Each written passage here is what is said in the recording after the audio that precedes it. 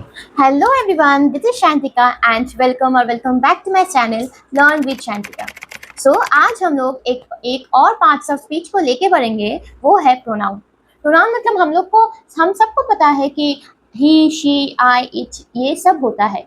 जो नाम के बदले में, जो नाउन के बदले में बिठाते हैं हम, वो क्या होता है? वो होता है प्रोनाउन।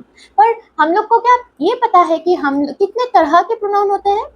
नहीं, आज हम वही पढ़ेंगे कि कितने तरह के प्रोनाउन होते हैं। फर्स्ट आता है पर्सनल प्रोनाउन। पर्सनल प्रोनाउन में क्या आता है? जो हम लोग किसी चीज को इंडिकेट कर रहे हैं, जैसे I, you, he, she, it, we, they, me, you, him, her, ये सब, ये होता है पर्सनल प्रोनाउन। इसके बाद आता है रिफ्लेक्सिव प्रोनाउन। रिफ्लेक्सिव प्रोनाउन क्या है? रिफ्लेक्सिव प्रोनाउन वो है जब सब्जेक्ट और ऑब्जेक्ट दोनों सेम पर्सन हो।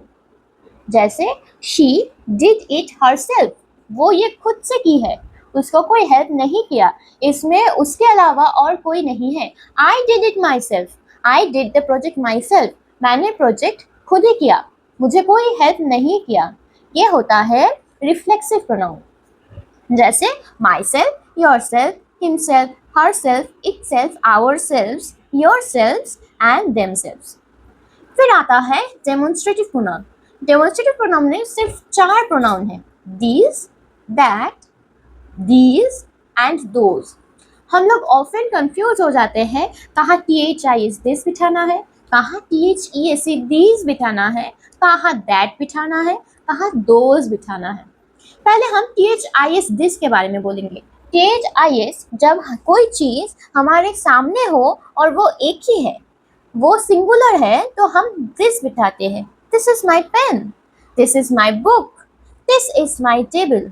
और जो एक चीज जो दूर रखा हो, वहां हम क्या बोलते हैं? That. That is my book, वो मेरा बुक है। जो दूर है और सिंगुलर है, वहां बिठाते हैं दैट। फिर आता है दीज, THEAC, दीज। दीज मतलब जहां बहुत सारा चीज एक साथ है और मेरे सामने है। These toffees are not mine, ये टॉफीज, ये सब टॉफीज मेरा नहीं है, THEAC। और दोस्त कहाँ बिकता है? जब बहुत सारा चीज दूर हो, जैसे दोज एग्स आर रॉटन, वो एग्स गंदा है। यही होता है this, that, these and those का डिफरेंस। फिर आता है इंटरोगेटिव प्रोनाउन। इंटरोगेशन मतलब हम लोग को सब पता है कि जो प्रोनाउन क्वेश्चन फॉर्म करने के लिए यूज होता है, उनको इंटरोगेटिव प्रोनाउन कहा जाता है। जैसे who, whom, whose, which, what, ये सब हम लोग क्वेश्चन में यूज करते हैं। इन लोगों को इंटरोगेटिव प्रोनाउन कहा जाता है। Who is at your door? Which bag is your? फिर आता है रिलेटिव प्रोनाउंस। रिलेटिव प्रोनाउंस जो क्लॉज और फ्रेज को नाउन और प्रोनाउन से कनेक्ट करे कि ये किसका है। हु, whom, ये एक साथ, हाँ, ये इंटरोगेटिव प्रोनाउंस भी है और ये रिलेटिव प्रोनाउंस भी है। हु और विच। whom किसका, whose, which कौन सा, that, ये सब होता है रिलेटिव प्रोनाउन। फिर आता है इंडेफिनिट प्रोनाउन। इंडेफिनिट प्रोनाउन वो होता है जो किसी पर्टिकुलर एक चीज के बारे में, ही, शी, हम, तुम, आई, यू के बारे में नहीं बोल रहा है, वो कोई भी पर्टिकुलर चीज में नहीं बोल रहा है। जैसे someone is knocking at the door, मुझे पता नहीं कौन है, कोई भी हो सकता है। Someone is knocking at the door. Many were invited, बहुत सारे लोग को इन्वाइटेड किया गया है, पर मुझे पता नहीं वो लोग कौन है।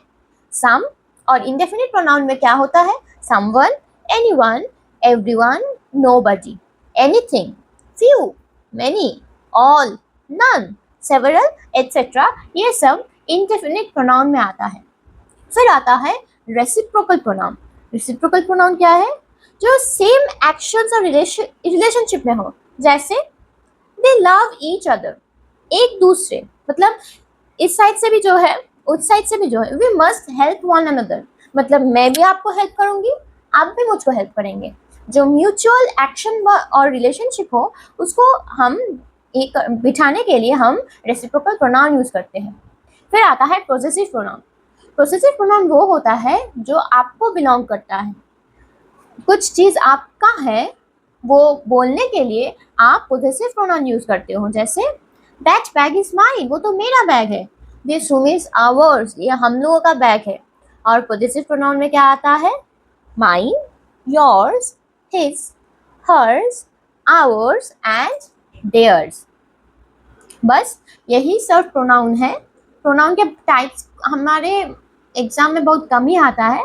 हम लोग को सिर्फ प्रोनाउन के बारे में जानना है, कौन कहाँ यूज होता है वो जानना है, बस तो हम लोग का प्रोनाउन रेडी हो जाता है। So that's it for today. Thank you for everyone. And if you have found this video helpful, so please give a like and subscribe to my channel for more videos like this. Thank you.